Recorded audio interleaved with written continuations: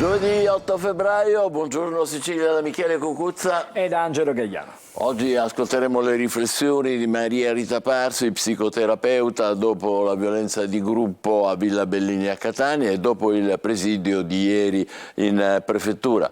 Poi ancora ci racconteranno gli esperti dell'addio al dolore cronico grazie a un neurostimolatore. Vedremo che prospettive e che speranze ci sono per chi è ammalato nel futuro. E infine parleremo della seconda serata di Sanremo, la commenteremo con Luca Madonia e con il figlio Brando Madonia.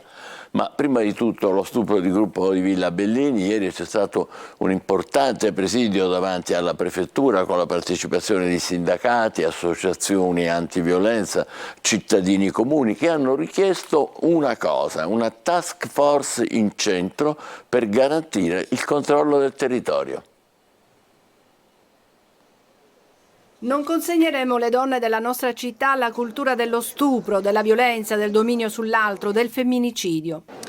Le donne catanesi si stringono accanto alla giovanissima concittadina che ha subito violenza alla Villa Bellini e davanti alla prefettura organizzano un sit-in per manifestare tutta la loro preoccupazione per la sicurezza in città, ma anche la loro indignazione e la loro rabbia per quanto avvenuto. Noi vogliamo sapere qual è l'obiettivo che si prefigge a breve termine il nostro prefetto per salvaguardare i diritti, la salute, l'incolumità, la vita delle persone. Qui si tratta che devono essere gli uomini a portare avanti una modifica, a ridisegnare la loro cultura. La cultura maschilista fa male soprattutto agli uomini, oltre che alle donne che poi la dobbiamo subire. Sorella, tu non sei sola, non sarai mai sola. Abbiamo fatto diverse cose e diverse associazioni, diverse realtà, anche singole donne. Saremo sempre presenti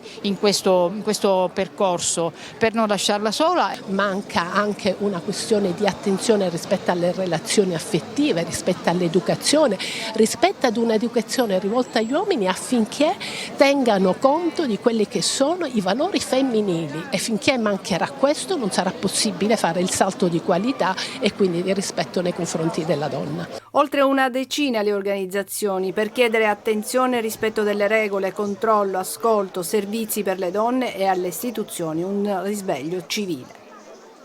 Vara nell'Agrigentino, una ragazza di 17 anni ha accoltellato il fratello perché la disturbava giocando alla PlayStation. Il ragazzino è in gravi condizioni, colpito tra cuore e polmone. Sarà stato davvero un cortocircuito della mente, una rabbia covata per parecchio tempo e poi esplosa in modo irrazionale, sproporzionato, ingiustificabile. A Favara, in provincia di Agrigento, una ragazza di 17 anni ha accoltellato gravemente il fratello di 16 alla schiena perché colpevole di disturbarla rumoreggiando, giocando con la PlayStation. I carabinieri dello Catanense sono precipitati nell'abitazione che sorge in una traversa della strada provinciale 80. L'hanno denunciata per lesioni personali aggravate. Ne risponderà innanzi alla procura per i minorenni di Palermo. La lama, un coltello da cucina, si è conficcata tra il cuore e un polmone. Il ragazzino è stato trasportato d'urgenza in ospedale al San Giovanni di Dio ad Agrigento, reparto rianimazione. Le sue condizioni sono preoccupanti. La prognosi sulla vita al momento è riservata. Il raccapricciante avvenimento risale a venerdì scorso nella periferia della città. La ragazza ha litigato spesso con il fratello, lei impegnata nello studio, lui con la PlayStation tra rumori e schiamazzi. Lei, insofferente al rumore ed esasperata, ha tentato di risolvere la questione nel peggiore dei modi. I giornali, Angelo? Cominciamo proprio da qui, guarda, con la Sicilia di Catania, violenza a Favara nella prima pagina e vediamo adesso il titolo: spegni la PlayStation, 17enne accoltella il fratello, disturbata dal rumore. Questo è proprio il titolo della Sicilia, che poi torna sullo stupro di Villa Bellini. Noi eravamo lì per caso, ma il GIP non gli crede. Catania scende in piazza. E poi c'è ancora la politica sulla prima della Sicilia, fallisce il test, governo battuto sulle province, tilt centrodestra, Ars ancora franchi tiratori, salta per ora il ritorno all'elezione diretta. E poi ci sono chiaramente i commenti, il furto di democrazia, la retorica dello statuto di Agatino Cariola, del professore Cariola, le opposizioni, asse praticamente, liberiamo la Sicilia dai comitati di affari. Ieri c'è stata questa riunione, questo vertice delle opposizioni a Palermo all'Ars, la Lega con Durigon che fa il pompiere e Tardino capolista, ora il patto con l'UDC per quanto riguarda le europee questo. E poi questa foto in prima della Sicilia, la vita è bella, eccolo qui il titolo scelto dalla Sicilia. Allevi sul palco dopo la malattia standing ovation dell'Ariston, oggi è attesa la protesta dei trattori, uno dei temi ricorrenti stamattina per quanto riguarda i quotidiani. Il Pandoro Gate, Chiara Ferragni dai PM a marzo per difendersi dalle accuse di truffa. Vediamo qualche tema approfondito nelle pagine interne, perché la maggioranza, scrive la Sicilia, al secondo knockout, bocciato il DDL sulle province e caos con il voto segreto, ha detto no l'Ars, diciamo che parte del centrodestra, le opposizioni, Schifani si dimetta, questo è quello che viene chiesto dalle opposizioni. Vediamo di leggere lo scontro, Fratelli d'Italia chiede che almeno si facciano le elezioni di secondo livello, no di DC e Lega, il testo torni Laura, Battibecco, Miccichè e Galvagno. Lei sta facendo una forzatura, la replica, prima di me si è fatto di peggio, quindi situazione, clima piuttosto infuocato all'Ars, ma soprattutto all'interno della maggioranza alla Regione. Poi torniamo sullo stupro di Villa Bellini, vedete il virgolettato, lì per caso, la risposta, non sono credibili. Gli indagati negano di aver partecipato alla violenza alla Villa Bellini, ma per il GIP il gruppo era compatto, non esclude altri responsabili, oltre ai 7 egiziani. Questo è quello che dice il GIP di Catania. Vediamo la stessa notizia approfondita però per quanto riguarda la manifestazione di cui abbiamo parlato nel servizio che abbiamo sentito prima. Senza cultura non c'è sicurezza dopo lo stupro alla Villa Bellini. Ieri il presidio delle associazioni davanti alla prefettura, maggiore sostegno a quanti si occupano ogni giorno di contrasto alle violenze di genere. Questo diciamo il titolo. Poi a proposito ancora dei festeggiamenti agatini, di quello che chiaramente poi sono le conseguenze, rimozione della cera, riaperta la via Etnea, oggi ci sarà il test per via Caronda, dopo Sant'Agata viabilità ripristinata nel pomeriggio di ieri in via Etnea, oggi i grip test per il via libera anche in via Caronda, sono state rimosse 80 tonnellate di segatura e 100 di rifiuti, quindi insomma c'è stato tantissimo lavoro per rimettere a posto la città, per ripulire la città. Scarcerato il figlio dell'ergastolano Pietro Puglisi, clan Santa Paola, revocata la detenzione dopo la condanna a 10 anni nel processo Malupasso. E poi una notizia che arriva da Bronte, una mucca in strada provoca incidente, feriti lievi ma muore il bovino, è successo dunque a Bronte. Adesso siamo invece al giornale di Sicilia, questa è la prima pagina con le vicende politiche della regione, soffiano venti di crisi, la maggioranza all'Arsa si sfalda e i franchi tiratori affossano la legge di riforma delle province, l'imbarazzo del governo stretto fra la vendetta di Fratelli d'Italia e i malumori in Forza Italia e Lega. Questo è il riassunto fatto dal giornale di Sicilia. E poi c'è la riflessione di Marco Romano, dalle prebende alle poltrone, questo è quello che è il commento di Romano. È la protesta dei trattori ancora sulla prima pagina, cresce la rabbia degli agricoltori e il fronte si spacca, Coldiretti diserta il vertice con l'assessore, i comitati si moltiplicano, dissensi pure tra i gruppi al nord e a Roma. Annunciata per domani la marcia sulla capitale. A proposito del festival, anche sul giornale di Sicilia, vedete questa bella foto di Allevi, ama, batte se stesso, si riferisce questo titolo evidentemente ai dati di ascolto. Allevi fa commuovere, l'audience del festival martedì ha toccato un nuovo record. Ce ne siamo occupati ieri, un vincitore milionario al Superenalotto a Palermo, vincita di 1 milione con pochi euro. Gli auguri dei titolari della ricevitoria, da noi anche altri colpi di fortuna. C'è stato un altro furto in ospedale, ma con i video. Il ladro è stato bloccato al Buccheri, La Ferla, tutto questo, e poi la notizia di cui abbiamo sentito prima, a Favara, lite in famiglia, accoltella il fratello, è stata una sedicenne, il ragazzo è grave ed è in ospedale in condizioni piuttosto serie. Era infastidita la sorella dal rumore della PlayStation. E adesso vediamo la prima dell'edizione di Palermo della Repubblica. Le province, si parla di politica, l'Ars boccia la riforma, seconda caporetto per Schifani, elezione diretta silurata a scrutinio segreto davanti al governatore, maggioranza in frantumi. E poi c'è retroscena, Cateno De Luca dalla linea a sinistra, dimissioni, poi tocca a me, quindi insomma Cateno De Luca comincia la sua campagna elettorale, diciamo così, per la presidenza della regione. La Stampa in piazza, giornalisti virus, scriveva il Boss, ecco perché il bavaglio aiuta la mafia. Oggi i giornalisti siciliani scendono in piazza contro l'approvazione della legge bavaglio.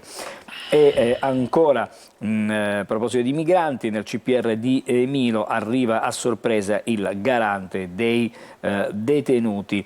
E lasciamo, prima di lasciare la prima pagina, vediamo il titolo ancora: Borgo Nuovo brinda al fantasma milionario. Questo è il titolo, sono i titoli sulla Repubblica. Approfondiamo invece il tema della politica. C'è un secondo schiaffo, scrive Repubblica Schifani.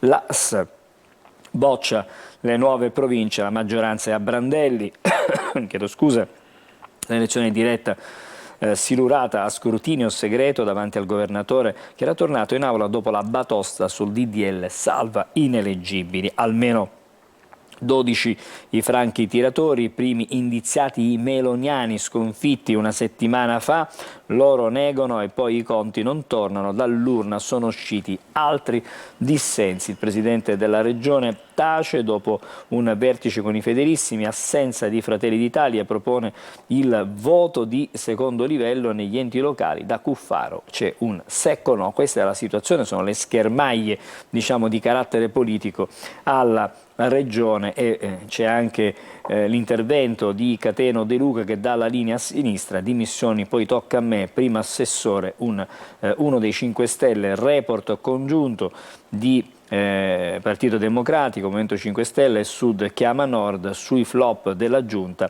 all'economia. Voglio il grillino Luigi Sunseri. Queste sono le parole di De Luca, che parla già da candidato alla presidenza della regione. Adesso andiamo a leggere invece altre notizie a proposito del garante, parliamo di migranti. Il garante dei detenuti alla CPR di Milo è un dossier accusa diritti calpestati. Una delegazione indaga sul suicidio di un extracomunitario a Ponte Galera, proveniva dal centro trapanese. Il report di Arci e altre associazioni documenta la difficile condizione nella struttura dopo il rogo. E ancora la scuola siciliana adesso, scuola siciliana, lezione di disparità, gli svantaggiati scelgono i professionali. I dati che si riferiscono agli invalsi dicono che il grosso degli studenti in condizioni economiche medio-basse e con scarso livello culturale non frequenta il classico o lo scientifico. Il 24% dei diplomati negli istituti tecnici ha difficoltà a decodificare un testo. Questa è la fotografia, insomma, di quello che viene fuori dalla nostra scuola, dalla scuola siciliana. Borgo Nuovo brinda, caccia al milionario, dei 5 numeri fortunati. A parole tutti conoscono il vincitore, ma nessuno ha comunque delle certezze. Ne abbiamo parlato come anche noi nei nostri telegiornali nella giornata di ieri. Adesso invece siamo alla Gazzetta del Sud, eccolo qui il titolo principale. Schifani affonda nella palude, resa dei conti nella maggioranza mentre l'opposizione si compatta. Nel centrodestra i franchi tiratori bocciano all'Ars la riforma delle province, cavallo di battaglia del governatore.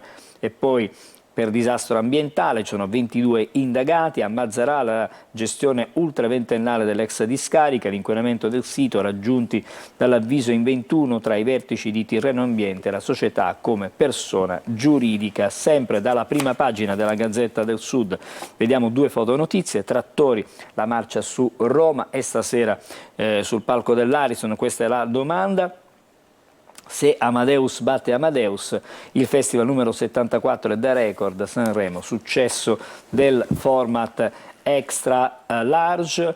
E nelle pagine interne leggiamo ancora i fatti della politica. Schifani ostaggio della sua maggioranza, scatta la ritorsione, almeno 13 deputati del centrodestra facendo leva sul voto segreto affossano la riforma che doveva ridare slancio agli enti intermedi. Bocciato all'Ars il disegno di legge sulle province, cavallo di battaglia del Presidente. A proposito della marcia dei trattori, Sicilia in prima linea, si tenta di dare un assetto unitario alle forme di protesta. E ancora sempre restando sulla Gazzetta del Sud, ma parlando stavolta della città di Messina, ecco come è cambiato il clima proprio a Messina. Le temperature medie sono alzate di 3-4 gradi negli ultimi 5 decenni. È emblematico il raffronto tra i giorni della Merla, in teoria i più freddi dell'anno, del 2024 e dei decenni precedenti fino al 1974. Poi ancora, prima di chiudere, due riferimenti per quanto riguarda il calcio. Siamo allo sport, parliamo di Catania, allarme e crisi, adesso si avvicina lo spettro dei play-out. Domenica arriva la Casertana, al Massimino impegno dalle 1000 insidie di un organico decimato dagli infortuni. Quella di martedì nel recupero è stata la 10ª sconfitta in campionato. La squadra di Lucarelli, nonostante 12 nuovi innesti, fa fatica a rialzarsi. Forse è il caso di cominciare a guardarsi indietro, quello che si chiede il collega della Sicilia questa mattina. E in tema di calcio chiudiamo con il Palermo in trasferta come in casa, l'esodo dei tifosi rosa per sfidare la Feralpi Salò a Piacenza, nello stadio che ospita le gare dei gardesani. I sostenitori siciliani saranno più numerosi di quelli locali. Questa è la situazione, ma restando proprio a Palermo, vedete, il Barbera cade a pezzi, il comune non ha i fondi, i soldi li anticipa il club. Questo è, diciamo, il racconto di questa mattinata anche per quanto riguarda lo stadio di Palermo. Mi fermo qui. Ci fermiamo provvisoriamente qui, tra poco i quotidiani nazionali, state con noi, buongiorno Sicilia.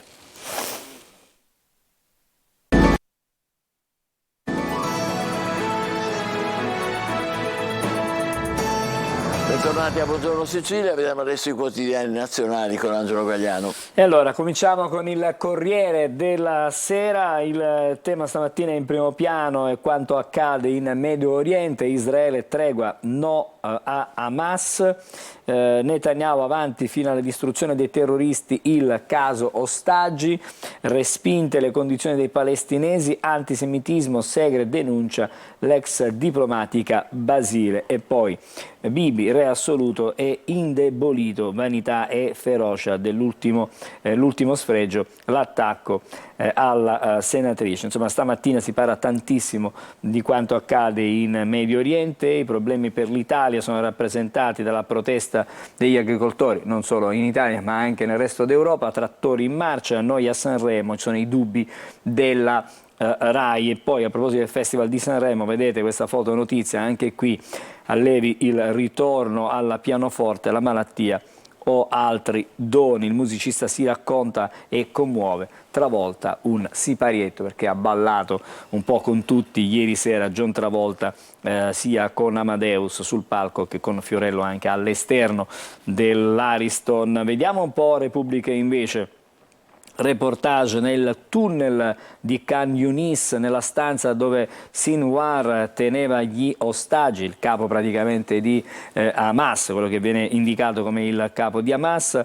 Da sotto il sopra non esiste, non si sente, non si percepisce, non si vede nell'oscurità umida e afosa di questo tunnel chilometrico che puzza, diciamo, e innerva le viscere di Khan Yunis. Ogni decisione presa sembra priva di conseguenze, in realtà poi ci sono tantissime conseguenze. La trattativa invece per quanto riguarda gli ostaggi, muro contro muro, l'ultimo scontro tra Netanyahu e i leader di Hamas, questo per il conflitto in Medio Oriente.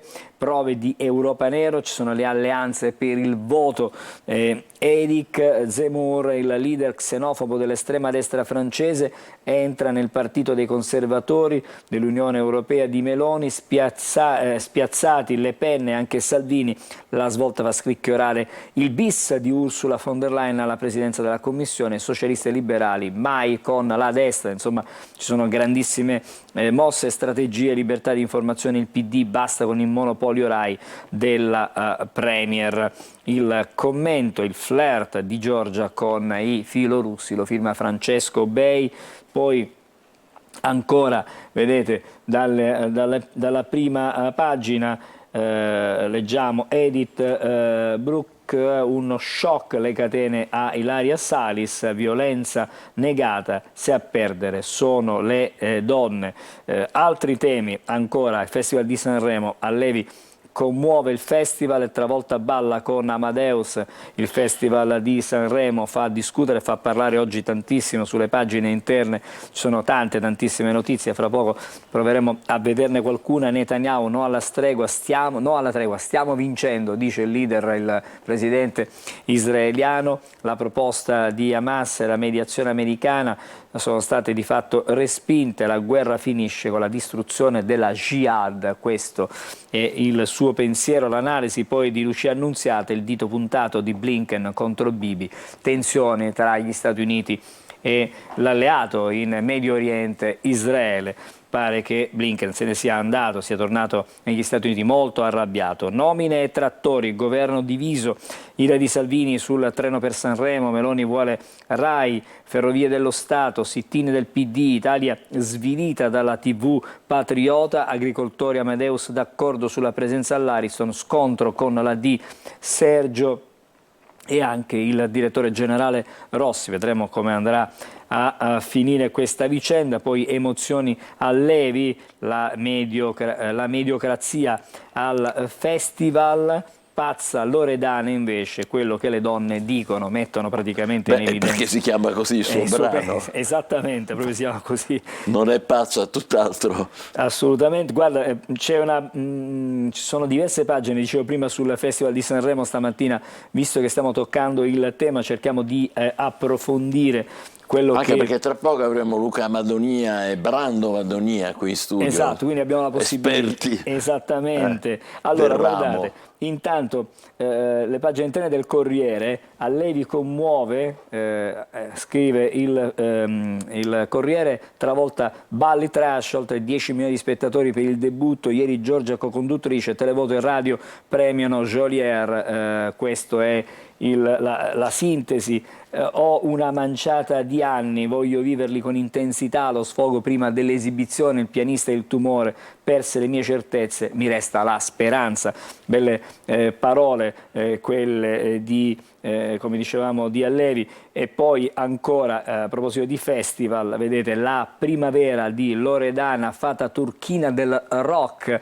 Ora mi sento più amata. Insomma, e poi sono le pagelle, come vedi ci sono tutte le pagelle, magari dopo ci torniamo per vedere qualche particolare quando avremo Luca Madonia in studio. Queste, diciamo, alcune delle notizie relative al Festival di Sanremo, ma c'è tanto di cui parlare per il Festival della Canzone Italiana. Adesso le altre notizie dagli altri quotidiani, torniamo sulle prime pagine. Il Messaggero, Netanyahu no all'accordo, avanti contro Gaza, Israele niente tregua, attacco fino a Rafah, distruggiamo Hamas, queste le sue parole. Meloni sprint sulla Roma Pescara e Salvini stanzia i fondi per la Salaria. Rapporto Svimez, con il caro sanità, balzo della spesa a carico delle famiglie. Questo è un altro tema che viene riproposto questa mattina. Trattori, corteo a numero chiuso, accordo per far entrare domani a Roma 10 mezzi agricoli, manifestazione a San Giovanni. Si tratta per la presenza a Sanremo e un messaggio di Amadeus. Lollobrigida protesta con regole. Poi la notizia di cui abbiamo già parlato, basta PlayStation, voglio fare i compiti, accoltella il fratello. La ragazza teneva il volume troppo alto, fendente tra cuore e polmone. Forse qualche anno fa si sarebbe dato uno schiaffo, adesso è una coltellata. No, è proprio l'aspetto drammatico di quello che stiamo vivendo. Ancora lasciamo il Messaggero, siamo adesso sul Giornale, eccola qui. Elli umilia in piazza la Rai e Record. E poi la lobby fascista di Formigli e Company era una bufala, fango mediatico, archiviata l'inchiesta su Fidanza, nata dallo scoop in TV prima delle elezioni. E poi Meloni, sconti IRPEF agli agricoltori e il New York Times la incorona. Questo è quello che scrive, vediamo un po' di capire, ma per Meloni è anche il giorno della investitura del New York Times. Scopriremo certamente, sperando di poterci arrivare alle pagina 9, le pagine interne della nostra lettura. Gaza, braccio di ferro sul tavolo della tregua. Per la diplomazia non è ancora rottura totale. Oggi nuovo round di negoziati al Cairo. Dopo i primi segnali di apertura, Netanyahu boccia il piano di Hamas e ordina l'avanzata su Rafah. Il figlio uccide. Condanna alla madre, la storica sentenza negli Stati Uniti. Leggiamo qualcosa in più. Per la prima volta nella storia americana una madre andrà in carcere fino a 15 anni per gli omicidi commessi dal figlio adolescente che aveva ucciso un insegnante e 3 compagni di scuola. Questa è una condanna che viene inflitta alla mamma di questo. Che farà discutere sicuramente. Certamente. Perché, insomma. Meloni guarda a destra per il voto alle europee, l'abbiamo già visto, antisemitismo, Liliana Segre querela dopo le false accuse, solidarietà unanime. Lasciamo adesso il Giornale, siamo sul Fatto Quotidiano, giurì Conte Meloni, l'arbitro è venduto, scrive il Fatto Quotidiano, i commissari PD si dimettono, verdetto segnato, non è imparziale. Zaratti e Vaccari, i 3 della destra, sposano le bugie della Premier sul MES contro il capo del Movimento 5 Stelle, lui sciogliete quella commissione, salta tutto, insomma nulla di fatto praticamente per scontro aperto praticamente fra la Meloni e Conte. Continua ancora l'Unità. Per la strage di Cutro infieriscono su un ragazzetto, così si salvano le autorità italiane, che vergogna, era solo il meccanico condannato a 20 anni, così scrive l'Unità. Li annienteremo dall'altra parte, Netanyahu sfida Biden e il mondo, guerra, guerra, guerra, queste sono le parole del leader israeliano. Il PD fa il controfestival, se la canta sulla Rai, compagni telecialtroni, presidio Dem in Viale Mazzini con la Schlein, soltanto un centinaio di persone protestano contro il governo, però i dati dicono che Telemeloni non esiste, gli agricoltori all'Ariston 15 trattori, ma l'accordo non c'è fino a questo momento. Poi gli ascolti record di Sanremo, voglia di 6º mandato per Amadeus, ha sempre detto che questo sarebbe stato l'ultimo, probabilmente i dati invogliano il presentatore. Abbiamo da vedere anche il manifesto e così chiudiamo. No stop, eccolo qui il titolo del manifesto, nessun negoziato con Hamas, l'unica vittoria militare al termine di un inutile colloquio con l'inviato USA. Netanyahu gela le speranze di Gaza e quelle delle famiglie degli ostaggi, via libera ai tank israeliani contro Rafah, 2 milioni di civili palestinesi sono in trappola. Questo è quello che scrive e che insomma abbiamo letto su tutti i giornali questa mattina. Mi fermo qui. Bene, adesso diamo un'occhiata al tempo, poi avremo la prima nostra ospite, la professoressa Maria Rita Parsi, torneremo a parlare dell'orrore di Villa Bellini. State con noi, buongiorno Sicilia. Bentrovati da Clara Ventura di Trebi Meteo. Nella giornata di giovedì avremo molta copertura nuvolosa sul medio-alto versante tirrenico e sulle regioni del nord, con qualche isolato fenomeno nella seconda parte della giornata. Sul resto del territorio non mancheranno ampi spazi soleggiati. Sulla Sicilia l'alta pressione dominerà la scena meteorologica, garantendo contesto stabile e asciutto con cielo sereno. Al più qualche nuvola si farà vedere in mattinata, specie sul versante tirrenico. Temperature massime diurne ancora una volta saranno al di sopra della media stagionale. Non cambia lo scenario meteorologico nemmeno nella giornata di venerdì. L'alta pressione darà ancora i suoi effetti, garantendo una giornata ampiamente soleggiata con cielo sereno, al più lievi velature in transito, ma comunque di poco conto. Ventilazione sostenuta sulle zone costiere, ma anche nelle aree interne dell'isola, il tutto con clima che si manterrà ancora una volta mite. Con questo è tutto, maggiori dettagli sull'app di Trebi Meteo.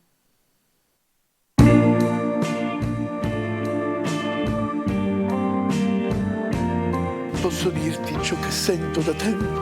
Dimmi. Tutti i giorni su Antenna Sicilia alle 12:50 e 19:20 c'è chi la vuole cotta.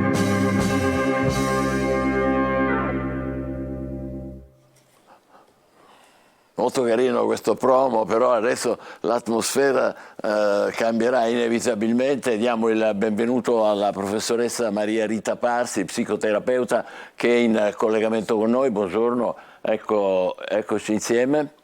La vediamo, buongiorno, benvenuta. Torniamo a parlare di questo stupro di gruppo purtroppo a Villa Bellini a Catania. C'è stata anche un'importante manifestazione, non è stata l'unica, c'è stato un susseguirsi di sit-in in questi giorni. Ieri questo presidio importante alla prefettura di Catania, in cui le donne soprattutto hanno chiesto una task force, cioè un intervento da parte delle forze di polizia che garantisca la sicurezza in centro. Ma adesso torniamo per un attimo, se la professoressa Parsi è d'accordo, sull'orrore che ha vissuto questa povera ragazza, questa tredicenne che ha dovuto subire la violenza perlomeno di 2 persone. Ricordiamo che sono almeno 2 quelli che la ragazzina ha riconosciuto sui 6 rimasti in carcere. Professoressa Parsi, una tredicenne che ha dimostrato grande coraggio, grande lucidità, ha fatto il confronto con il vetro oscurato e li ha riconosciuti, pur avendo sofferto terribilmente. Immaginiamo le cose. Di che cosa ha bisogno questa ragazza adesso? Tanto di recuperare fiducia nel mondo maschile, e però il fatto che ci fosse lì il ragazzo a dover vedere tutto quell'orrore e a testimoniare col suo tentativo di far qualcosa, con il suo dolore, quello che stava succedendo, secondo me mi ha dato anche la forza, nel senso che si sono dati forza a vicenda.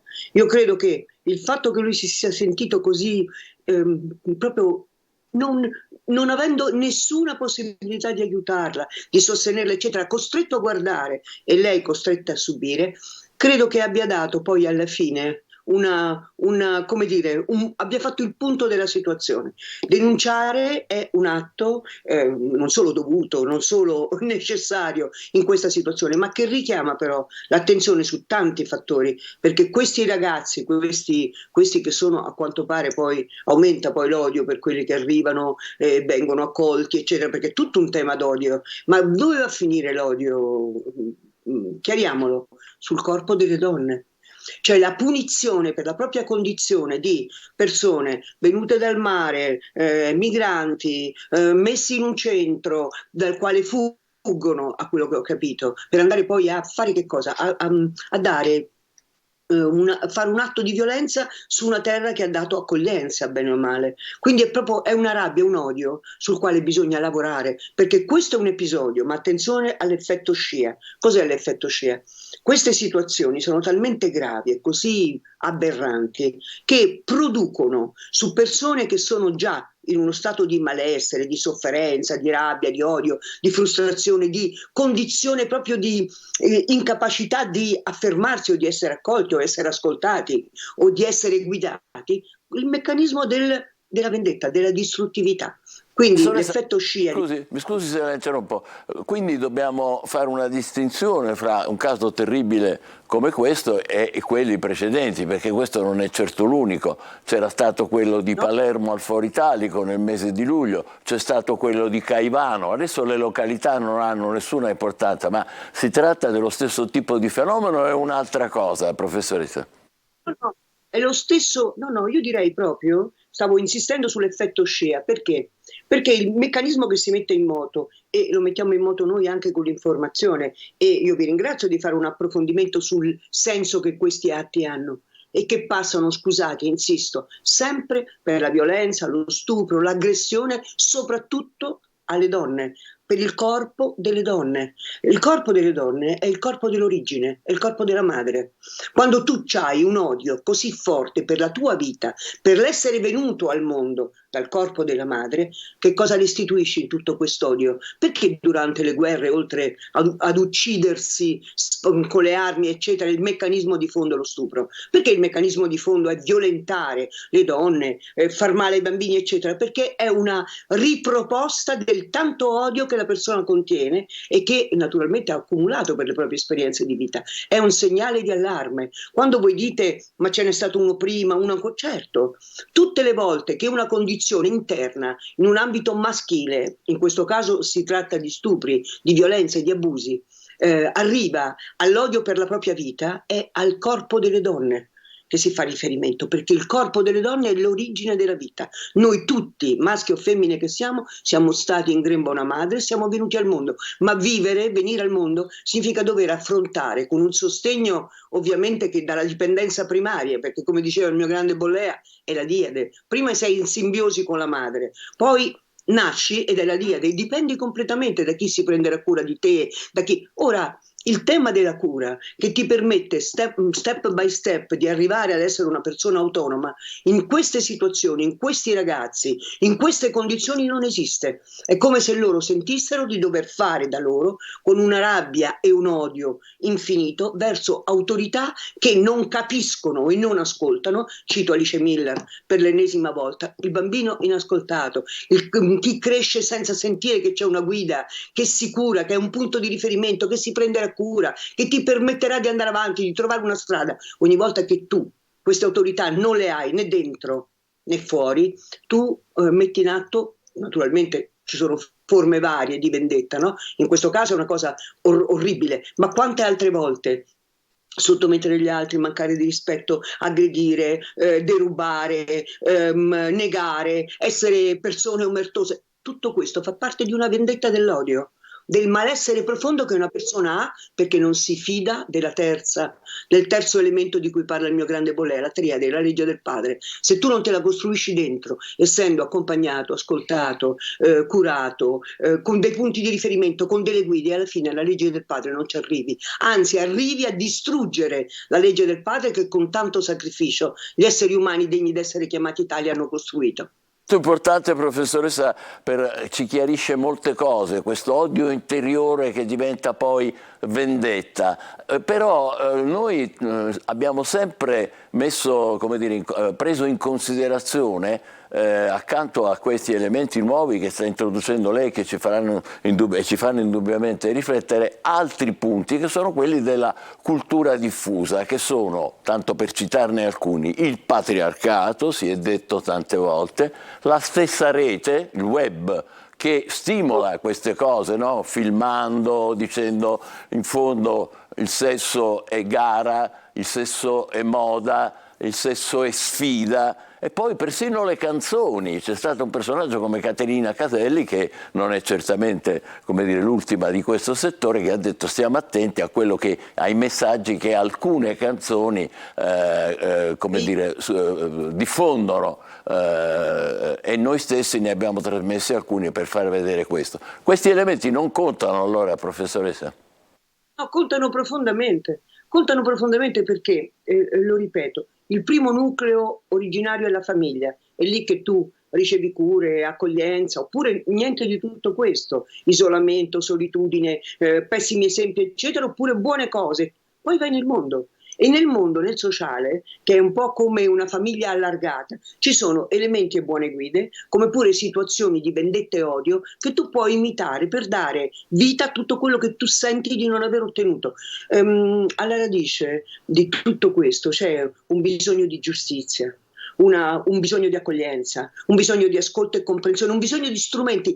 Combattimenti si devono fare per la cultura e per dare strumenti e formazione, non solo per mettere la polizia poi a controllare le piazze, perché certamente quella sarà un'altra sfida. Invece quello che è importante è rendere coscienti soprattutto i minori e le loro famiglie attraverso la scuola di che cosa è il mondo sociale e di come può cambiare la situazione, perché attenzione, lei ha detto una cosa di una importanza enorme. Il mondo nostro non è più solo un mondo vissuto a livello del sociale reale, del contatto, è vissuto virtualmente. Ci sono immagini nel deep web, ci sono situazioni che vengono fatte, proprio piccoli filmati, fatti per dire guardate quanto sono forte, quanto vado veloce, quanto violento queste situazioni, cioè ci sono immagini di odio e vendetta che vengono tranquillamente veicolate. I bambini crescono, non parliamo degli adulti diseducati a un uso virtuoso del virtuale, crescono con questi modelli di immagini che si imprimono nella mente. La mente dei piccoli, di quelli che crescono, è una specie di spugna, assorbe immagini, assorbe modelli, assorbe parole. Allora, per cortesia,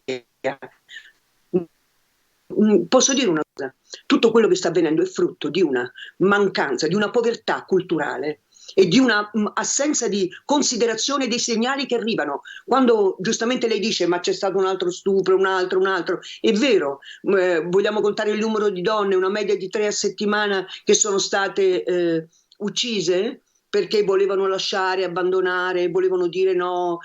Allora, non sono segnali? Non sono segnali il fatto che il mondo, l'avatar è diventato più importante del contatto reale? Che ci sono degli hikikomori, li scoprono ora. Vorrei essere un pochino provocatoria, permettetemelo. Sono qualcosa come dal 2000 che noi diciamo attenzione con chat ti amo, con l'immaginario prigioniero, con generazione H. H stava per i hikikomori, è roba di 10 anni fa.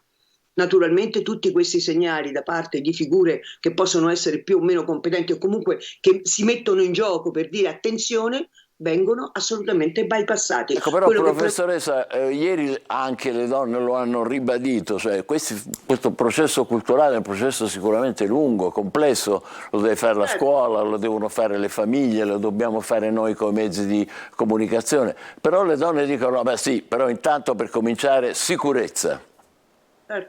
Sì, io mi auguro che quella sicurezza, che è affidata molto spesso non soltanto alle donne poliziotto, ma agli uomini, diventi anche una formazione delle forze dell'ordine, di chi è tenuto a far rispettare la legalità. Perché il pregiudizio sul corpo della donna, il pregiudizio sul femminile, sulla libertà, l'autonomia di pensiero, di movimento, di azione delle donne è enorme. E noi siamo in un paese che si può considerare civile, avanzato. Pensate che vuol dire in altri paesi, dove ancora sono burcate, negate. Attenzione, 2 giorni fa o 3 giorni fa ero a Palazzo Giustiniani a fare un convegno sulle mutilazioni genitali che vengono imposte anche nel nostro paese, naturalmente sotto banco, a delle bambine. Sapete che vuol dire l'infibulazione? La mutilazione genitale? Allora, quando un mondo ancora si preoccupa nel 2024 di fare le guerre e di mutilare a livello genitale le donne perché non provino piacere e di controllarle e di negarle e di violentarle, un segnale c'è, bisogna cambiare strada, è ora di finirla e non è solo la polizia o le forze dell'ordine o la sicurezza, bisogna cambiare tutti, mettere in moto un meccanismo tale che al di là delle leggi che ovviamente devono funzionare, devono essere rapide e ci deve essere controllo, ma ci vuole una responsabilizzazione che deve passare attraverso i mezzi di comunicazione di massa, perché il giochino è se l'è andata a cercare, non ve lo devo dire, oppure no, non poteva andare a fare questo, no, non poteva essere vestita così. Parlo delle donne, del corpo delle donne. Sappiano le donne che ascoltano che il colpo di Eva è che quel corpo dà vita alle forme della vita, e un potere più grande di dare vita alle forme della vita, cioè generare creature, è un potere enorme. L'unico potere da contrapporre è quello della distruzione, è più forte. La morte è più forte. Allora, se vogliono far trionfare la morte, beh, attenzione, questi signori in parte ci stanno riuscendo. Ci fermiamo qui provvisoriamente, le sue riflessioni sono importanti, profonde, richiedono naturalmente molta attenzione e anche una, come dire, elaborazione da parte nostra. La ringraziamo molto, la professoressa Maria Rita Parsi. Adesso facciamo una breve pausa, tra poco ci occuperemo di un intervento che ha del miracoloso su chi ha delle sofferenze terribili, il dolore cronico. State con noi, buongiorno Sicilia.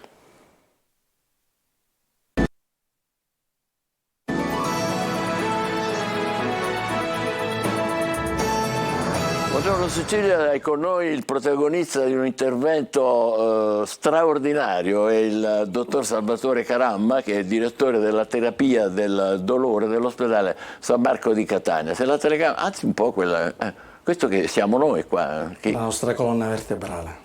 Questa è la nostra cosa, perché è di questo che vogliamo parlare. Il dottor Caramma ha realizzato un intervento straordinario insieme con due sue colleghe, la dottoressa Marinella Maria e Simona Brando, un intervento a una persona che, eccoli qua, vedete questa bella equipe, giovani e valorosissimi, su un paziente affetto da un dolore alla schiena che resisteva ai farmaci. E che cosa avete fatto?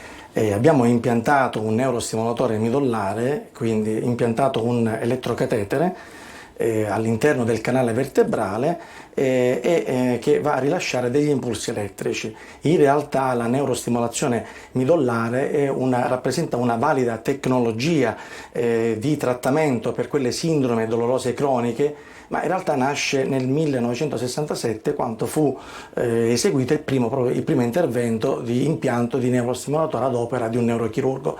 Chiaramente nel corso di questi 50 anni, più di 50 anni, l'evoluzione tecnologica ha fatto dei passi di gigante avanti, e per cui ci ha dato a disposizione nuovi device super competitivi, nuovi strumenti. Ci fa capire, ci fa vedere che cosa... Intanto spieghiamo come la neurostimolazione è costituita, il neurostimolatore midollare è costituito da due componenti, quello tradizionale classico, ovvero un elettrocatetere, che sarebbe questo qua, che poi viene collegato... Lo faccio vedere bene perché con calma davanti alla telecamera, dottore deve alzarlo un pochino.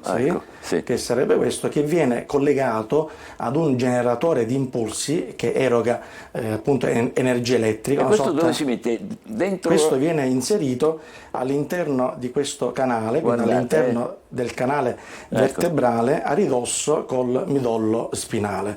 Si parla di elettrostimolazione midollare, quindi spinal cord stimulation. Andiamo a stimolare esattamente delle cellule particolari nervose che sono i cordoni posteriori, le corna dorsali a livello A che serve questo? Perché serve questa elettrostimolazione? Sappiamo che il nostro corpo comunica con il cervello attraverso delle vie preferenziali, che sono le cosiddette vie nervose, e che parlano un linguaggio particolare che è quello dell'elettricità, agiscono attraverso dei meccanismi chimici e dei meccanismi elettrici. E noi, in poche parole, che cosa andiamo a fare? Andiamo a intercettare questi segnali e comunichiamo noi stessi con le cellule nervose, andando ad inviare degli impulsi elettrici. In poche parole, perché se uno è ammalato e soffre di dolore che è cronico, che succede? Non può mandare questi impulsi? No, riesce a mandare questi impulsi, però noi andiamo a regolarli, si ammalano, ovvero le vie nervose periferiche o anche centrale, quindi abbiamo una disregolazione di quelli che sono i segnali elettrici. E questa è l'origine del dolore? Questa è l'origine del dolore, laddove un dolore cronico, ovviamente parliamo, laddove la causa che lo ha generato è scomparsa oppure guarisce, però il paziente ha un'eredità, ovvero permane il dolore cronico, che chiaramente sappiamo, come ci dice l'OMS, ovvero l'Organizzazione Mondiale della Sanità, e la IASP, che è l'Associazione Internazionale per lo Studio del Dolore, rappresenta una delle minacce globali più importanti per la qualità di vita. Ovviamente parliamo di sindrome dolorose croniche, quindi quei dolori, quelle sindrome dolorose che colpiscono un post-operato, quindi sindrome chirurgiche post-operatorie, sindromi anche legate a delle malattie metaboliche come il diabete, come la polineuropatia diabetica dolorosa, malattie anche legate a quelle infettive come la neuralgia post-erpetica, laddove l'herpes zoster, ovvero il fuoco di Sant'Antonio, guarisce, però rimane la nevralgia. Dottore, parliamo in modo molto semplice per capirci bene. Quindi finora questo non era possibile, non si riusciva a fare di eliminare questo dolore. Allora, tant'è vero che lo chiamiamo cronico, certo, che non è il mal di schiena che uno ha, dice oggi mi fa male la schiena, è una roba molto più seria, no? Chiaramente. Grazie a questo rappresenta un'arma importante nello strumentario che in realtà va a ridurre il dolore almeno il 50%. Questo comporta anche una riduzione della terapia farmacologica e quindi ecco, un miglioramento della qualità di vita. Il dolore sappiamo che è un'entità, una rielaborazione, quindi è qualcosa di più importante. Difficilmente noi riusciamo a togliere il dolore nella sua globalità. Il nostro compito è quello invece di migliorare la qualità di vita dei nostri pazienti. Certo. Quindi ci fa vedere che abbiamo visto alcune immagini, se lei guarda in alto in quel teleschermo, che ci fanno vedere un po'. Sì, questo illustra l'inserimento del catetere all'interno proprio del canale vertebrale a ridosso, quindi a contatto col midollo spinale. È lì che fa male? È lì che fa male, è lì che partono gli impulsi, quindi in base alle varie sindrome dolorose e croniche noi stabiliamo quali target raggiungere all'interno del midollo e quindi andiamo a posizionare il nostro elettrostimolatore. Diciamo che la novità con questa nuova strumentazione in che cosa consiste? Consiste nell'introduzione soltanto di questo elettrocatetere, mentre nei vecchi neurostimolatori midollari erano costituiti, come dicevo, da un elettrocatetere collegato a una batteria. Ecco che in questo tipo di intervento la batteria scompare o perlomeno è soltanto esterna, perché in questo elettrocatetere, che è ovviamente più piccolo rispetto a quelli tradizionali, è provvisto di una circuiteria estremamente tecnologica all'interno e di un'antenna. Grazie a questa un'antenna, qui ci sta la batteria. No, aspetta, dobbiamo tornare in studio perché il dottore sta mostrando delle cose. Prego. Qui ci sta la batteria con all'interno, c'è un trasmettitore esterno con all'interno una batteria a litio e un'antenna. Questo viene poggiato sulla cute e quindi con quest'altra antenna fa una sorta di contatto e trasmette l'energia attraverso un campo elettromagnetico, attraverso delle onde radio, va a trasmettere l'energia da questa antenna a quest'altra antenna. L'energia trasmessa in questa antenna viene poi successivamente trasferita in questo microchip, e questa è l'innovazione di questa tecnologia innovativa, che va a decodificare il segnale e lo trasforma in terapia elettrica. Questi sono i poli elettrici che vanno a creare un campo elettrico, quindi con un polo positivo e un polo negativo, e si crea esattamente proprio un campo elettrico. E questo campo elettrico era quello che manca? Era quello che non è quello che manca, è quello che in qualche modo riesce a intercettare il segnale che arriva dalla periferia al midollo, lo va a modulare, a volte lo va a bloccare, in modo tale che il cervello non percepisce il dolore. Non è fastidioso avere tutta quella roba lì?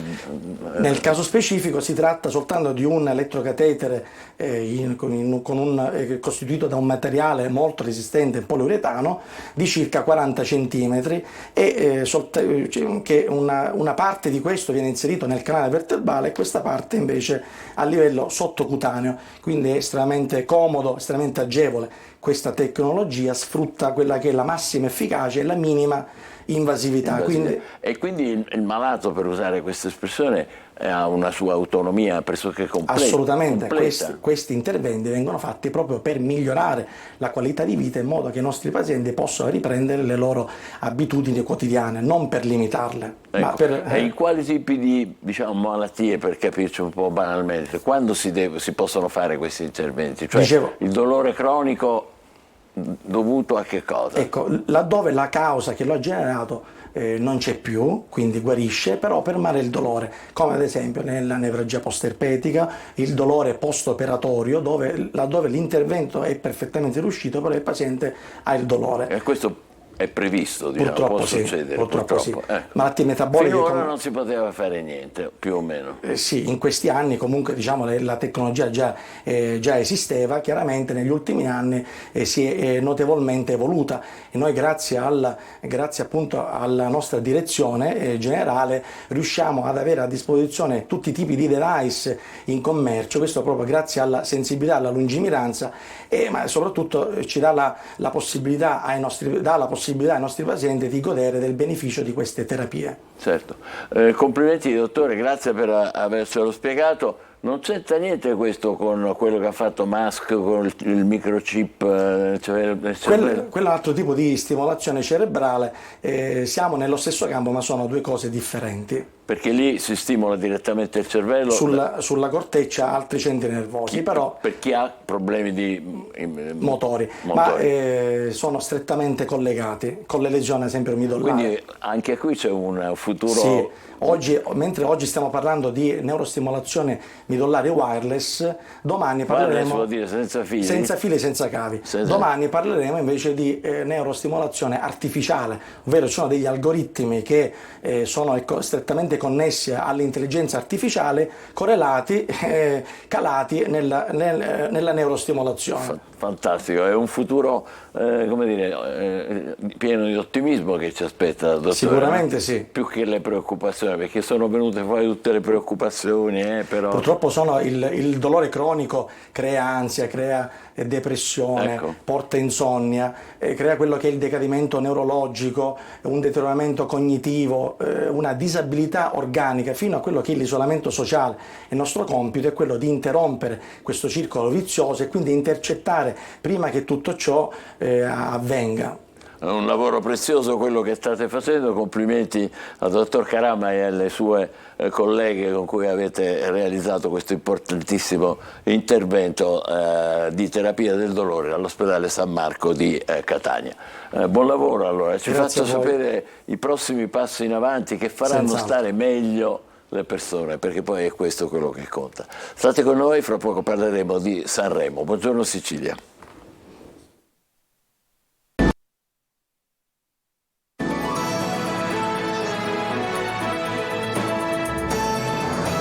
Eccoci qua, buongiorno Sicilia, con due illustri musicisti. Allora abbiamo Brando e il papà, sono con noi insieme Luca Madonia e Brando Madonia, che sono entrambi musicisti e sono stati tutti e due a Sanremo, perché del papà lo sapevamo. Luca, quante volte ci sei andato? 4 volte sono salito su quel palco. Con i De Novo? 2 volte De Novo, nel 2008 ospite e nel 2011 con Franco Battiato. Caspita, bellissima. Che esperienza è stata? Beh, devo dire è un grande carnevale Sanremo, è proprio un baraccone che parte, è una follia canora e soprattutto è un grande mezzo di comunicazione perché insomma ti vedono miliardi di persone. Ma anche Brando è stato a Sanremo, non ce lo ricordavamo, però ce l'ha ricordato lui, cioè? Nel 2012, un anno dopo il suo, nella band in cui suonavo, i Bidiel, nella categoria appunto Sanremo Giovani, che all'epoca era divisa, ora è tutto insieme, prima c'era Big e Giovani. E voi eravate tra i giovani? Noi eravamo tra i giovani. E che esperienza è stata? Com'è stato? Ma pazzesca, perché quella settimana è un tritacarne, non capisci, non ti rendi conto, poi essendo anche molto giovane veramente non ti rendi conto. Ci siamo ritrovati lì tra interviste, foto, prove, gente che ti saluta, ti chiedi ma come mai? Non sai chi è, è vero. Ma c'è mezza Italia poi che si riversa davanti all'Ariston. Adesso poi c'è l'Ariston diffuso, quindi è ancora più complesso e più complicato. Allora, la seconda serata vede in testa, tanto per fare quelli aggiornati, Geolier, secondo Irama, terza Annalisa, quarta Loredana Bertè e quinto Mahmood. È una classifica provvisoria, naturalmente questa volta, a differenza della prima sera, sono entrati anche gli ascoltatori, diciamo, quindi c'è il televoto, ecco, però altrimenti la prima sera, che aveva dato la vittoria alla Bertè, c'era la giuria, diciamo così, degli esperti. Come ti sembra questa classifica? Guarda, la classifica mi mancava, non ti nascondo. Ho visto Irama, Annalisa, Labertè e Mahmood. Questa kermesse chilometrica, la prima sera ho visto qualcosina anche ieri a pezzetti.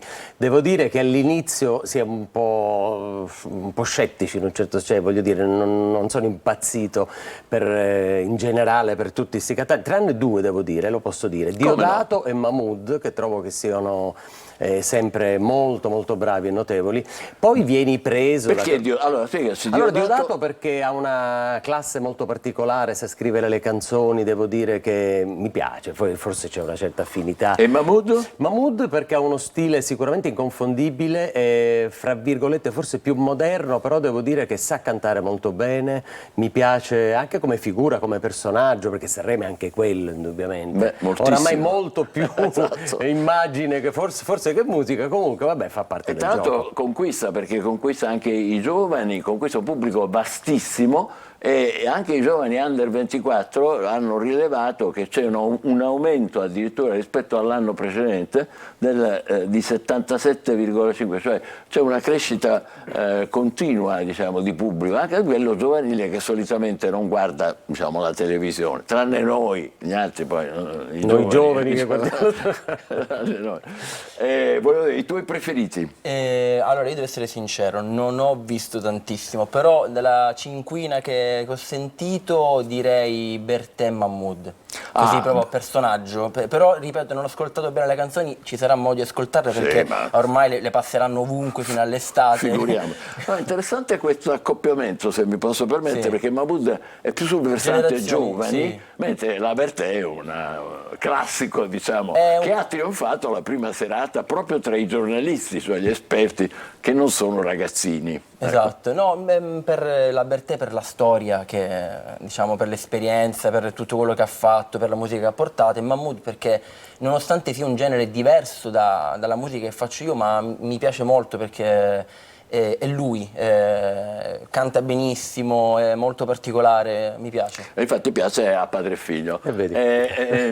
Sanremo ha un genere musicale, come dire, comune, oppure sono ognuno per i fatti suoi? Si può riassumere così? Cioè, uno vede Sanremo e vede la musica, che cos'è? Pop? Che cos'è? Devo dire che Amadeus ha cambiato molto questo aspetto, si è buttato molto più sui giovani, sulla musica che passa in radio, per chiaramente tirare, come hai detto prima, i ragazzi che non vedevano Sanremo. Sì. E devo dire che ci è riuscito, infatti fa questo mix, in mezzo gli mette anche qualche veterano, diciamo così, per accontentare un po'. È un po' ecumenico il suo Sanremo. Ecumenico, bello questo. E comunque devo dire che insomma l'operazione gli è sicuramente riuscita, e in mezzo a tutto questo grande carrozzone spicca qualcuno alla fine. Dico, c'è un genere musicale? No, è impossibile. C'è molto... No, devo dire che c'è un'attenzione maggiore forse al ritmo. Rispetto agli anni precedenti, dove c'era la classica melodia italiana, si puntava più su quello. Adesso ci sono arrangiamenti molto con un occhio particolare alla ritmica, e spesso si usa quest'autotune sulla voce che io detesto, ma dice che va di moda. Che cos'è questa cosa? Autotune, quando senti quella voce che è un po' robotica, no? Che funziona. Impariamo. È una macchina, si chiama autotune, che serve per intonare la voce. Molti fanno tutta la canzone, tu senti sta voce un po' da marziana, adesso è diventato di gran moda. Quindi non c'è più la canzone di Sanremo, quella che una volta si diceva Sanremo, no? Cioè un po' classica. È una canzone sanremese allargata. Allargata, giusto. E che comunque funziona. Sì, assolutamente. Tutto che lui ha definito baraccone, io vabbè, in senso buono anche. In senso buono. Ma diciamo che tutte le cose a contorno, qualcosa la stiamo vedendo ora, ma insomma, ecco qua. Un po'. Di Luca Madonia, L'alieno. Dirige l'orchestra Peppe Vessicchio. Allora ascoltiamo, ragazzi, il pezzetto almeno ascoltare, un piacere. Canta Luca Madonia con Franco Battiato.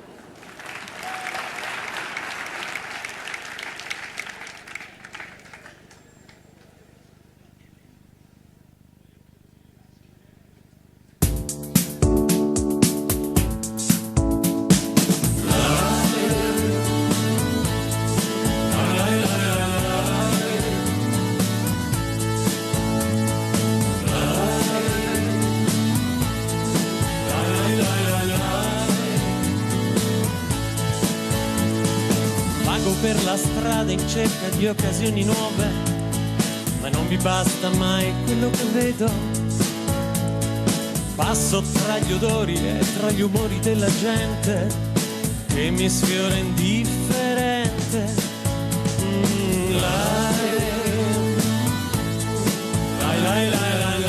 Permettiamo di sfumare, non si sfumano le canzoni, però noi siamo in una trasmissione che ha tempi tutto sommato limitati, quindi ci scuserai. No, sentivo molto la presenza di Battiato in questo brano, vero? Ma mi ha fatto un grandissimo regalo a venire, quando io gliel'ho chiesto ero veramente anche un po' spaventato, lì è stato un gesto di grandissima amicizia. Lui entrava a 2 minuti e 40 e io non lo vedevo per tutto il giorno, sbucava, era dietro le quinte con questa sua cuffia, era lui l'alieno vero della canzone forse. Il grande Battiato, fantastico. Senti, questo era, diciamo così, il Sanremo di qualche tempo fa. Qui adesso, ieri abbiamo visto John Travolta ballare con Amadeus e poi anche con gli quello altri. mi manca, vedi, quello non l'ho visto. Non l'hai visto? Però l'ho letto oggi. Fiorello che ha fatto il ballo del qua, l'orchestra Casadei, insomma, c'è di tutto e di più. Sì, ma infatti Sanremo è anche questo, c'è tanta roba, quindi ovviamente poi il giorno dopo si parla, ci sono tantissimi argomenti su cui parlare. L'elemento, il personaggio che ha più commosso ed emozionato nella serata di ieri è stato Giovanni Allevi, che è stato male, ha avuto un mieloma, dopo 2 anni è tornato sulle scene, ha raccontato anche la sua sofferenza e il suo dolore, c'è stata una standing ovation molto sincera, ha detto: ho perso molto, ma non ho perduto la speranza. È bello questo, sì, no? Quello l'ho visto, l'intervento di Allevi, devo dire sicuramente toccante, perché sai, quando ti capita una roba del genere nella vita, ti rimetti in discussione assolutamente tutto e riesci ad apprezzare le cose vere della vita, al di là appunto di paillette, luce. E lui ha spiegato questo, di come adesso si rende conto che ci sono altre cose importantissime, e sicuramente anche la musica per lui che gli ha dato proprio ieri sera la spinta per ripartire. Ci andrai a Sanremo? Ma magari, ci tornerei volentieri, stavolta Big mi piacerebbe. Anche perché poi la classifica è unica, sono 30, ormai. 30 che si esibiscono. Allora stasera ci sarà Russell Crowe, stasera ci sarà Gianni Morandi e forse ci andranno i trattori. Secondo te ci vanno, secondo voi? Ma secondo me sì, perché servono anche loro ad Amadeus. Servono anche loro ad Amadeus. Questa è bella tosta. Sì, vedremo che cosa capiterà. Bene. Grazie per essere stati grazie con noi. A voi. È stato un bellissimo piacere, un bellissimo incontro e adesso facciamo una breve pausa. Occhio all'almanacco. Scommettiamo che molti di voi sono alla ricerca di soluzioni per avere la pelle liscia come quella di un bambino? Avete bisogno di un consiglio economico, vero? Allora provate ad aggiungere un po' di zucchero al vostro bagno schiuma. Sì, perché lo zucchero è un ottimo esfoliante naturale. Voi strofilatelo su tutto il corpo durante la doccia. Il massaggio con lo zucchero migliora la circolazione sanguigna e aiuta a rimuovere le cellule morte della pelle. Tra le tante fobie strane ce n'è una molto rara, la paura dei mobili. Questa viene indicata come epiplafobia, dal greco epipla che significa arredamento e fobia, paura. Si tratta del terrore irrazionale dei mobili, un disturbo psicologico che può riguardare anche soltanto una specifica tipologia di mobilia, come ad esempio quella d'antiquariato. Oggi esploreremo il significato del modo di dire italiano avere la puzza sotto il naso. Questa espressione colorita è usata per descrivere qualcuno che si comporta con un atteggiamento di superiorità, guardando gli altri dall'alto verso il basso, quasi come se emanassero un odore sgradevole. Un'espressione inglese simile al nostro modo di dire italiano è to put on airs, traducibile in darsi delle arie.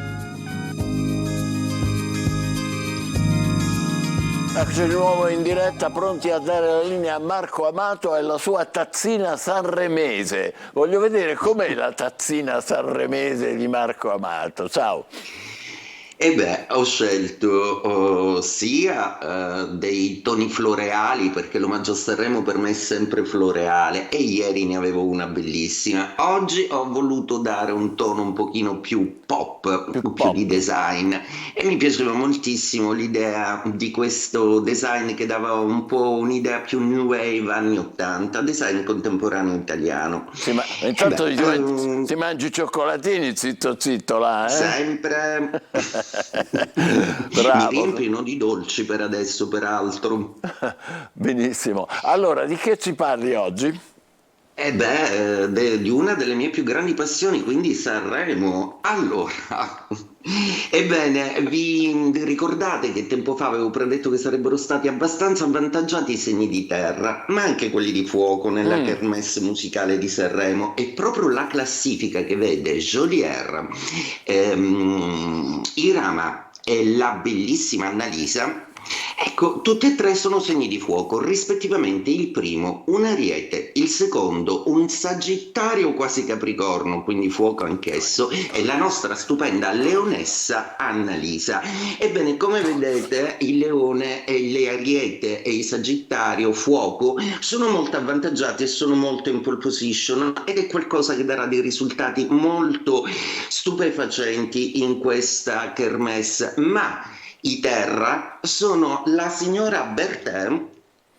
Ecco, vedete, gli astrologi devono essere sempre imparziali, in questo caso questo astrologo non lo è affatto. Questa era in un'altra versione, però l'abbiamo vista, questa versione, diciamo così. Sì, nel passato di tempo, però ecco, sì. la Bertè per me è un mito, un'icona fin da piccolo. Dobbiamo sapere anche la particolarità di ricerca, proprio perché la signora Bertè e Mahmood sono entrambi vergine, quindi vergine è segno della ricerca. Sapevate che grazie a Loredana Bertè che noi abbiamo il reggae in Italia? Perché proprio il suo periodo cubano riuscì a importare in Italia proprio Bob Marley. Noi lo dobbiamo a lei. Fantastico. Vi ricordate quando al top, diciamo, della sua bellezza faceva il video tra le rapide della foresta e aveva un corpo eccezionale, bellissima da vedere? Ecco, Loredana in realtà ha studiato quelle sonorità e le ha importate, suggestioni che titoli come Acqua, come La tigre e il cantautore, ecco, l'ha fatto anche la Vanoni con Toghigno in Sud America. Vedete, le signore sono state molto più filologhe di quanto non si pensa. E comunque un in bocca al lupo grandissimo a Loredana e anche a Mahmood, che hanno questo senso di ricerca filologica e musicale sempre molto sul pezzo, sempre molto attento. E ora parliamo un po' di astrologia, perché come vedete i fuoco e i terra sono messi bene, quantomeno a Sanremo. Ma cosa dice il cielo di oggi? Oggi Marte e Nettuno dialogano molto, per cui forza e psiche, arte e anche musica. Urano e Nettuno gestiscono proprio le sonorità musicali. Oggi è una giornata che vede spostare la Luna dal Capricorno serissimo ad un Acquario assolutamente originale, rimanendo pur sempre lucida. Anche i segni d'aria, Gemelli, Bilancia e Acquario, avranno una sorta di grande ispirazione, soprattutto l'Acquario, proprio perché la Luna si formerà nuova, e poi perché il segno delle idee è assolutamente il protagonista di questi passaggi di Plutone, di Sole e di Mercurio, e da domani anche la Luna. Benissimo quindi per gli aria, un po' meno per i terra, che si vedono un po' rallentati da questa Luna e che quindi dovranno dare un po' di più.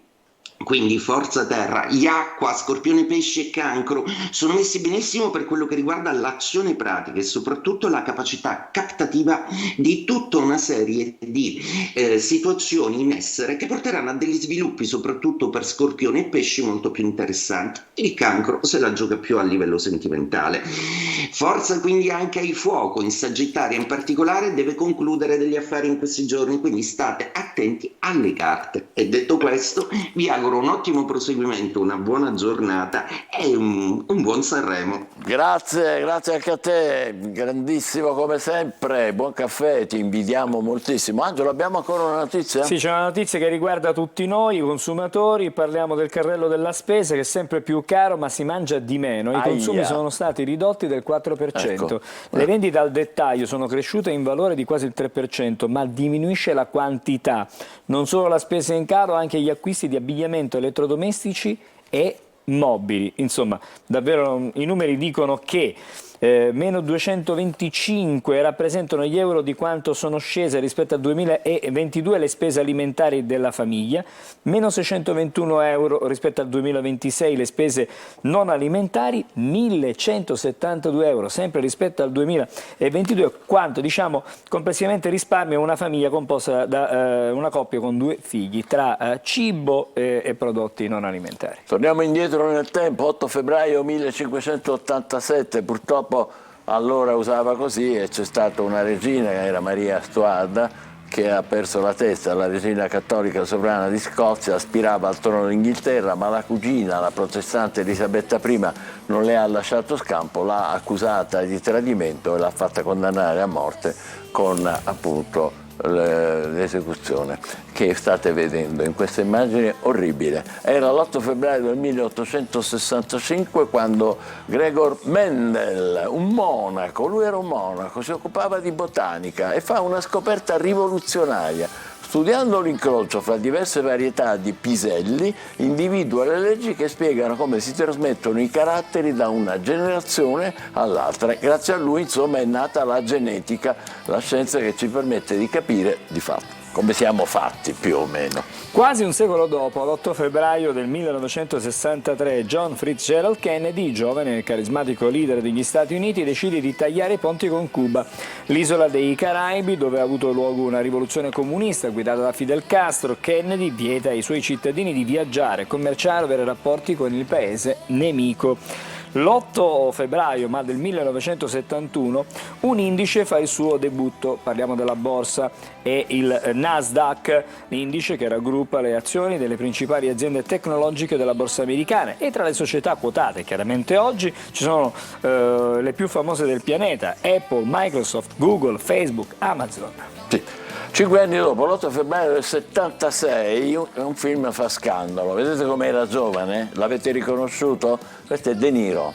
No, non De Niro di oggi, ma De Niro del 1976. Interprete di, ecco, con la pistola puntata purtroppo verso di noi, interprete del film scandalo Taxi Driver, il guidatore di un taxi, capolavoro di Martin Scorsese. Lui è un reduce del Vietnam, fa il tassista e poi naturalmente, come molti di loro nei film almeno, perde la testa, cerca di salvare dalla prostituzione una giovanissima Jodie Foster e ne fa una più del diavolo. Arriviamo all'8 febbraio del 2006, una cantante fa la storia, è Laura Pausini, eccola qua, la prima donna italiana a vincere un Grammy Award, il più importante riconoscimento della musica mondiale. Lei ha iniziato la carriera nel 93, ha vinto il Festival di Sanremo con La Solitudine, ricorderete, ha saputo conquistare il pubblico internazionale, canta in un sacco di lingue, spagnolo, portoghese, francese, inglese. Poi si è aggiudicato nel 2006, come vi dicevo, il Grammy Award, l'8 febbraio, come oggi, per il miglior album pop latino con Escucha Atento, che vuol dire resta in ascolto, ed è con questo che noi vi salutiamo, invitandovi a rimanere Escucha Atento. Ci vedremo ancora domani. Buongiorno Sicilia, buona giornata. Buona giornata. Laura